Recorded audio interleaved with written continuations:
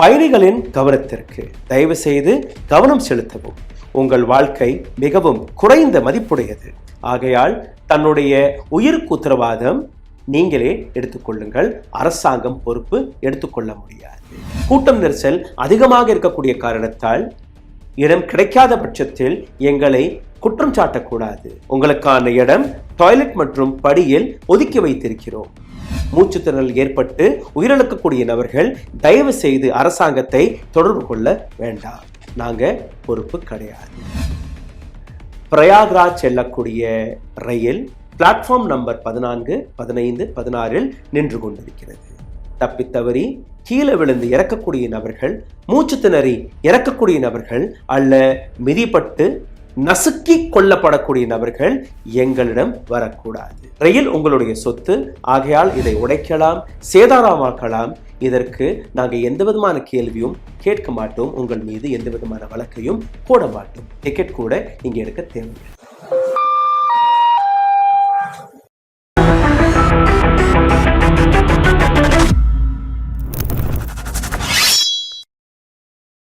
மக்களோட உயிர் எந்த அளவில் சாதாரணமாக போய்விட்டது என்று நீங்க பாருங்கள்.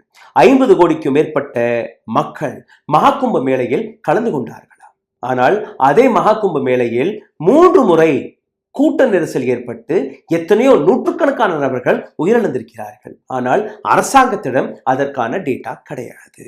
அதே நேரத்தில் நீங்க பார்த்தீர்கள்னா ரயில்வேயுடைய statement, it is the fault of people not of railway. கூட்ட நெரிசல் காரணமாக 18 நபர்கள் உயிரிழந்திருக்கிறார்கள். அதற்கான பொறுப்பு நாங்க கிடையாது. மக்கள் தான் அதற்கான பொறுப்பு. ரயில்வேயை நீங்க பார்த்தீர்கள்னா எந்த விதமான ஸ்டாம்பேடும் கூட்ட நெரிசலும் அங்க நடக்கவில்லையா?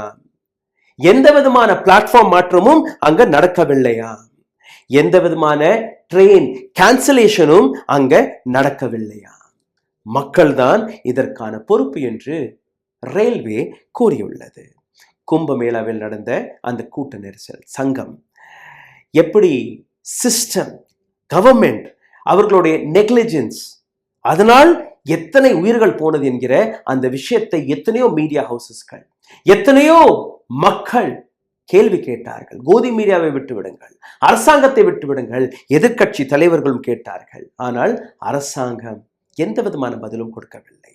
மக்கள், அப்பாவி மக்கள் உங்களை மன்னித்தார்கள். பரவாயில்லை, ஆக்சிடென்ட் தான் நடந்துருச்சு. இதற்கப்புறமாவது அரசாங்கம் கவனத்தை செலுத்தும். இதற்கப்புறமாவது எந்த உயிரும் இது போன்ற கூட்ட நெரிசலில் நடக்காது என்று நம்பினார்கள். நான் அடுத்ததாக கொடுக்கக்கூடிய தகவல் அதிர்ச்சி அளிக்கக்கூடிய தகவலாக இருக்க போகிறது. பிரைம் மினிஸ்டர் மோடியுடைய ஆபீஸ், அதாவது பிஎம்ஓ ஆபீஸ்ல இருந்து புதுதில்லி ரயில்வே ஸ்டேஷன் இதற்கான டிஸ்டன்ஸ் வெறும் 5 கிலோமீட்டர். டிராபிக் நேரத்தில் கூட 20 நிமிடத்தில் அங்க செல்லலாம், போகலாம். ரயில் பவன்ல இருந்து நியூ டெல்லி ரயில்வே ஸ்டேஷனுக்கான அந்த டிஸ்டன்ஸ் வெறும் 4 கிலோமீட்டர். 15 நிமிடத்தில் உங்களால் போக முடியும். பிரசிடென்ட் ஆஃப் இந்தியா திரௌபதி முர்முவுடைய வீட்டிலிருந்து புதுதில்லி ரயில்வே ஸ்டேஷனுக்கான அந்த டிஸ்டன்ஸ் வெறும் 5 கிலோமீட்டர். நேரம் 20 நிமிடம். எந்த பார்லிமெண்ட்ல இருந்து இதே நாட்டு ரயில் மினிஸ்டர் அஸ்வினி வைஷ்ணவ் மகாகும்ப மேளைக்காக 13,000 ஸ்பெஷல் ட்ரெயின்ஸ்களை நாங்க போட்டிருக்கிறோம். மகாகும்ப மேளைக்கு வரக்கூடிய பக்தர்களுக்கான அனைத்து சேவைகளையுமே, அனைத்து சலுகைகளையுமே நாங்க கொடுத்து விட்டோம். அனைத்து பாதுகாப்புடன் அவர்களுக்கான ஒரு வசதி பயணத்தை நாங்க ஏற்படுத்தி கொடுத்திருக்கிறோம். எந்த பார்லிமெண்டில் இந்த வாசகத்தை அவர் பேசினாரோ அதே பார்லிமெண்ட்ல இருந்து நியூ டெல்லி ரயில்வே ஸ்டேஷன் செல்லக்கூடிய அந்த டிஸ்டன்ஸ் வெறும் 3 கிலோமீட்டர் 10 நிமிடம். ஆனால் new Delhi railway station platform number 14 இருந்து 16 வரை நடந்த கூட்ட நெரிசல், அதை பார்ப்பதற்கோ கண்டுகொள்வதற்கோ இதில் யாருமே போகவில்லை. எந்த விதமான ஆக்ஷன், ரியாக்ஷன் எடுக்கவில்லை. பிளாட்ஃபார்ம் நம்பர் 14 இருக்கக்கூடிய படி, பிளாட்ஃபார்ம் நம்பர் 16 அருகே இருக்கக்கூடிய எஸ்கலேட்டர், இந்த 2 இடங்களுக்கு நடுவே சிக்கி உயிரிழந்த நபர்களுடைய எண்ணிக்கை 18. பிரயாக்ராஜ் செல்லும் போராட்டத்தில் உயிரிழந்த நபர்களுடைய எண்ணிக்கை தான் 18. இதற்கும் மேல இன்னொரு அதிர்ச்சி. இது ஏதோ சாதாரணமான குக்கிராமத்தில் அல்ல ஏதோ ஒரு அன்ஐடென்டிஃபை ரயில்வே ஸ்டேஷனில் நடக்கவில்லை. இந்தியாவுடைய தலைநகரம் Delhi, most advanced railway station, most secured railway ஸ்டேஷனான புதுதில்லியில் நடந்திருக்கிறது. இந்த இடத்திலிருந்து தான் நார்தர்ன் ரயில்வே மட்டுமல்ல, ஒட்டுமொத்த இந்தியாவிற்கான ரயில் பட்ஜெட் போடப்படுகிறது. விஐபி ரயில்வே ஸ்டேஷனாக பார்க்கக்கூடிய இந்த ரயில்வே ஸ்டேஷனில் என்ன நடந்தது என்று நீங்க பாருங்கள். முதல் 3 மணி நேரம் வரை ஸ்டாம்பேட் கண்ட்ரோல் செய்வதற்காக அங்க ஆட்களே கிடையாது, போலீஸ் கிடையாது, ஆர்பிஎஃப் கிடையாது, அதிகாரிகள் கிடையாது. 3 மணி நேரம் வரை அங்க இருக்கக்கூடிய மக்கள் ஒருத்தர் காப்பாற்றிக் கொண்டிருந்தார்கள். அரசாங்கத்துடைய வேலை என்ன? அரசாங்கம் அங்க நாரி போன கருப்பு கம்பளிகளை போட்டு, வெள்ளை பெட்ஷீட்களை போட்டு அங்க கடந்த சவங்களை மூடி மறைக்கக்கூடிய வேலையை பார்த்து வந்தார்கள். சனிக்கிழமை இரவு என்ன நடந்தது என்று நீங்க பாருங்கள். அங்கு நின்ற பல்வேறு ரிப்போர்ட்டர்ஸ்கள், அவர்களுடைய கேமராக்கள் படிக்கப்பட்டது. அங்க போலீசார்கள் அங்க இருக்கக்கூடிய ரிப்போர்ட்டர்ஸ்களை மிரட்டத் தொடங்கினார்கள். இதே சவங்கள் எப்போ மருத்துவமனைக்கு சென்றதோ அந்த மருத்துவமனையிலும் யாருமே போகக்கூடாது, எந்த விதமான ஆக்ஷனும் எடுக்கக்கூடாது என்கிற விஷயத்தை மற்றும் இவர்கள் செய்யவில்லை. இதை தாண்டி இந்த ஒட்டுமொத்த ஸ்டாம்பேடை, அதற்கான செய்தியை எப்படி மறைக்கலாம் என்கிற வேலையை மட்டும் தான் பார்த்தார்கள். அரசாங்கம் செய்த வேலை என்ன? பதில் கொடுக்க தவறிய அரசாங்கம் ஸ்டாம்பேடுக்கான மறுவார்த்தைகளை தேட தொடங்கிவிட்டது. அதாவது கூட்ட நெரிசல் காரணமாக உயிரிழந்த நபர்கள் அதற்கான புதிய புதிய வார்த்தைகளை கண்டுபிடிக்க தொடங்கியது மோடி அரசாங்கம்.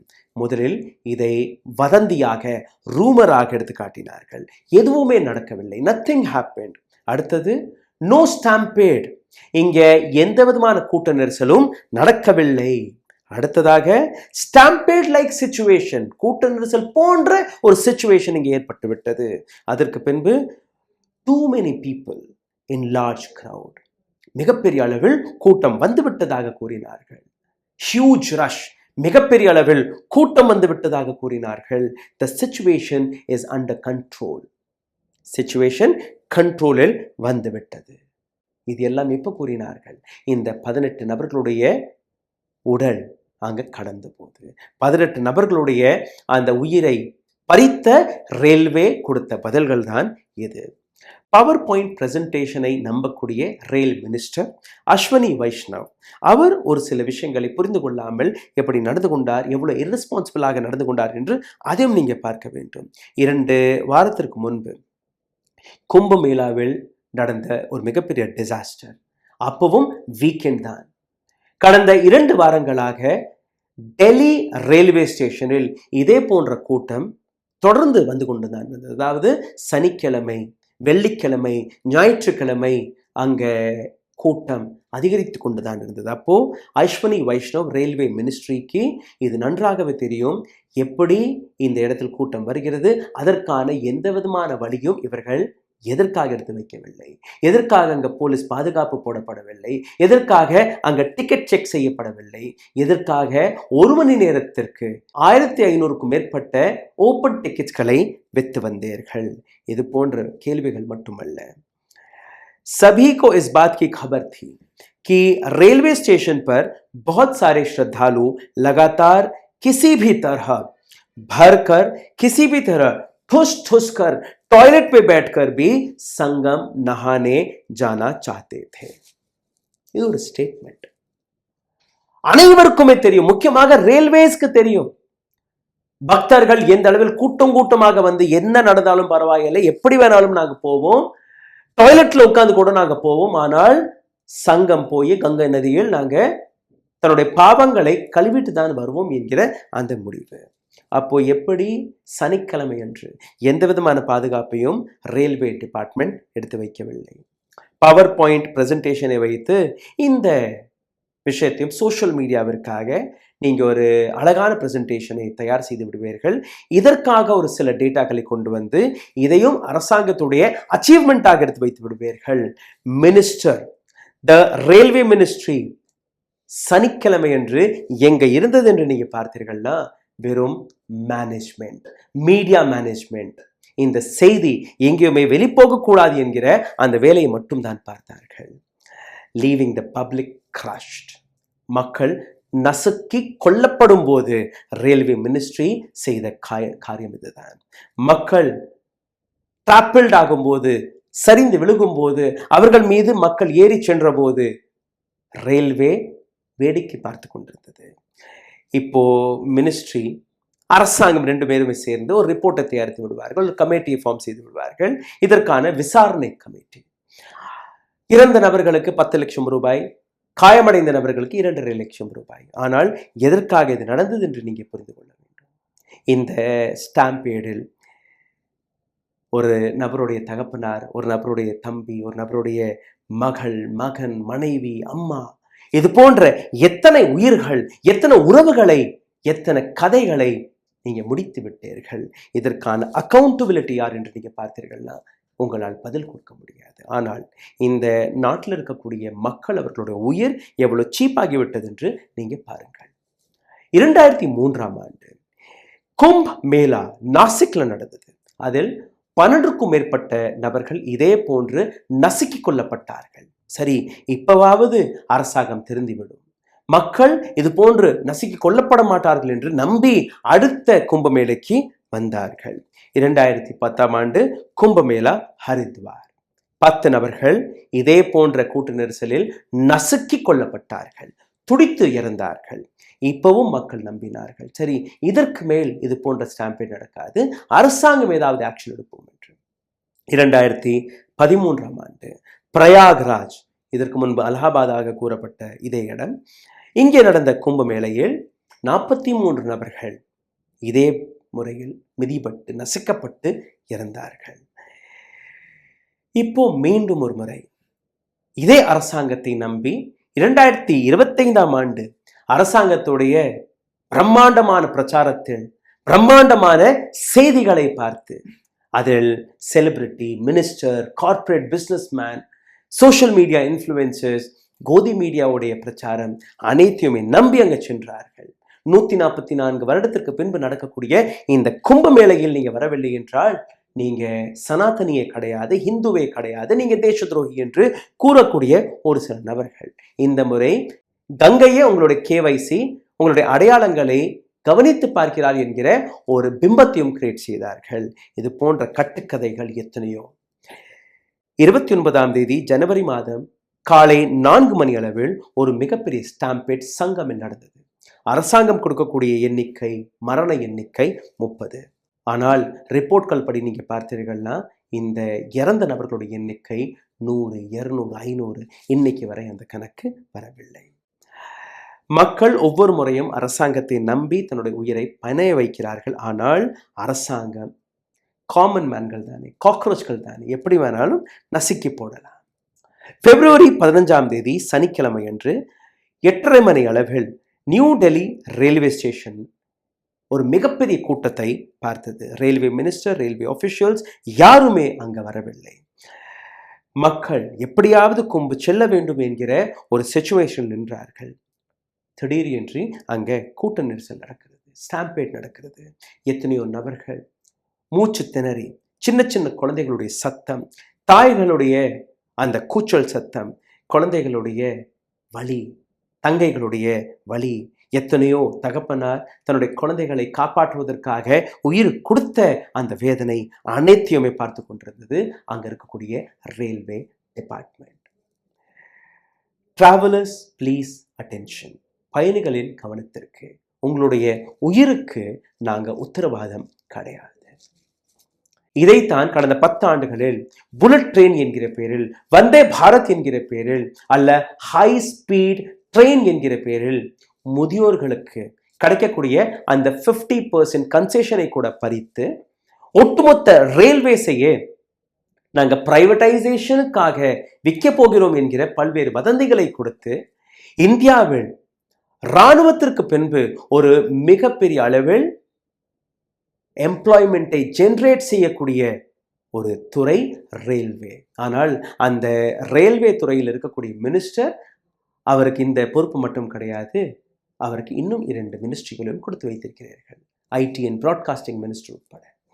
அப்போ ஒரு ரயில் மினிஸ்டரை காப்பாற்றக்கூடிய வேலையை அன்னைக்கு இரவு பார்த்தார்களா, அல்ல இந்த நாட்டில் இருக்கக்கூடிய அப்பாவி மக்களை காப்பாற்றக்கூடிய வேலையை இந்த நாட்டு அரசாங்கம் பார்த்ததா என்று நீங்க புரிந்து கொள்ள வேண்டும்.